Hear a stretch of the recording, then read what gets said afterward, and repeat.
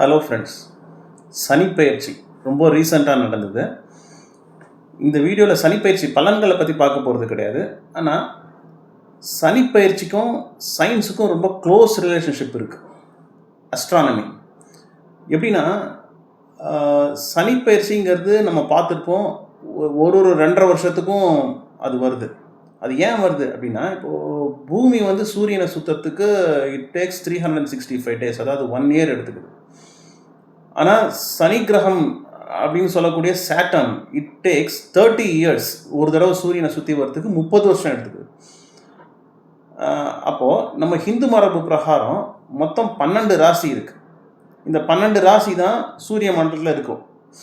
இப்போது ஒரு ராசிக்கும் ஆவரேஜாக எவ்வளோ வரும்? இப்போ 30 divided by 12 எவ்வளோ வருது? 30 வருஷம்.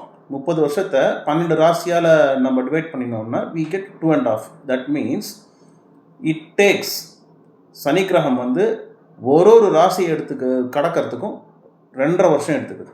அதனால தான் சனி பயிற்சிங்கிறது ஒரு 2.5 வருஷத்துக்கும் வருது. இதில் நம்ம ரொம்ப ஆச்சரியப்படக்கூடிய விஷயம் என்னென்னா, இப்போ எவ்வளோ scientific development, improvement, latest radar என்னென்னமோ சொல்கிறோம். ஆனால் இதெல்லாம் கண்டுபிடிக்கிறதுக்கு பல்லாயிரம் வருஷத்துக்கு முன்னாடியே நம்மளுடைய முன்னோர்கள் வந்து சனி கிரகங்கிறது சூரியனை சுற்றி வரத்துக்கு 30 வருஷம் ஆகுதுங்கிறதையும், ஒரு ராசிக்கும் அது வந்து ஆவரேஜாக 2.5 வருஷம் எடுத்துக்கிறது அப்படிங்கிறதையும் ரொம்ப துல்லியமாக கணக்கு பண்ணி வச்சுருக்காங்க வானசாஸ்திரத்தில்.